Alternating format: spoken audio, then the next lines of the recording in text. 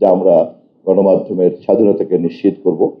কারণ আমাদের মূলত উদ্দেশ্যটা হচ্ছে আমাদের আলোচনা টেলিভিশন পক্ষ, টেলিভিশন মালিক এবং টেলিভিশন সম্পাদক বৃন্দ, তাদের প্রতিনিধিরা এখানে উপস্থিত আছেন। এখানের উপস্থিতিটা মূলত প্রতিনিধিত্ব আকারে, এবং সম্ভবত আপনারা যারা এখানে উপস্থিত হয়েছেন এবং বাকিরা যারা যুক্ত হবেন, এরপরে আর বাংলাদেশের গণমাধ্যমের কেউই কিন্তু আমার মনে হয় না বাকি থাকবে। সেই অর্থে আমরা ধরে নিতে পারি বাংলাদেশে এই প্রথম গণমাধ্যমের সকলকে একটা মঞ্চে জড়ো করার কাজটা আমরা আজকের এই অনুষ্ঠানের মধ্য দিয়ে কিন্তু করতে পারছি। এটা একটা বড় পর্ব অতিক্রম করলাম আমরা। আমি বিশ্বাস করি যে আপনারা সকলেই এই বিষয়টি আপনাদের নজরে এনেছেন, এবং আমি এটাও বিশ্বাস করি যে এই বিষয়টিকে শুধুমাত্রই আপনারা সাধারণ চোখে দেখছেন না, এর যে সুদূর প্রসারী গুরুত্ব, এর যে সুদূর প্রসারী প্রভাব, সেটাও আপনারা অত্যন্ত গুরুত্বের সঙ্গে নিশ্চয়ই চিন্তা করবেন এবং বিবেচনা করবেন।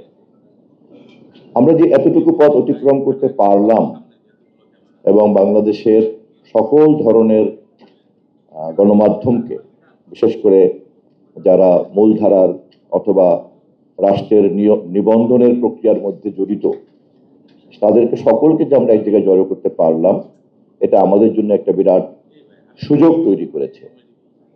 এবং আমরা সবাই কিন্তু আমাদের যদি সর্বসম্মতিক্রমে পথ চলার বিন্দুটা কোনটা, এটা যদি আমরা খুঁজে বের করতে পারি আলোচনার মধ্য দিয়ে, সরকারও সেখানে একজন অংশীদার এবং একই সঙ্গে সরকার এই কাজের ফ্যাসিলিটেটর, এবং একই সঙ্গে সরকার রাষ্ট্রের পক্ষ থেকে আপনাদের মহৎ উদ্দেশ্যকে সামনের দিকে এগিয়ে নিয়ে যাওয়ার ক্ষেত্রে একজন সমন্বয়কারীর দায়িত্ব পালন করবে। আমি সে কারণেই শুরুতেই আমি আপনাদের সঙ্গে আমাদের এই উন্মুক্ত সম্ভাবনা এবং আমাদের ইতিমধ্যেই যে ঐক্যবদ্ধ হওয়ার যে অর্জন, এই দুটো জিনিসকে আমি আপনাদের সামনে একটু পরিষ্কার করে রাখলাম, যাতে আপনাদের এনগেজড হতে সুবিধা হয়, যাতে আপনাদের মত বিনিময় করতে সুবিধা হয়। এবং আমাদের লক্ষ্য সম্পর্কে তো আমরা সবাই জানি। আমরা যেহেতু লক্ষ্যের ব্যাপারে একমত আছি এবং আমরা যেহেতু সবাই মিলে এক জায়গায় জড়ো হয়েছি, এখন আমরা লক্ষ্যে যাওয়ার পথ নকশাটা তৈরি করব। এবং এই পথ নকশা তৈরি করার জন্য, এই রূপরেখাটা তৈরি করার জন্যই কিন্তু আপনাদের মতামত নিব।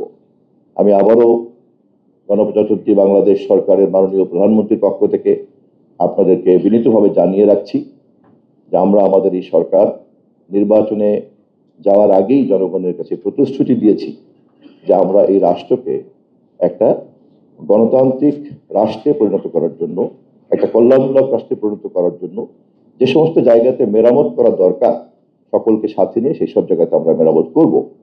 এবং সেই এরিয়াগুলির মধ্যে একটি গুরুত্বপূর্ণ এরিয়া হচ্ছে গণমাধ্যম।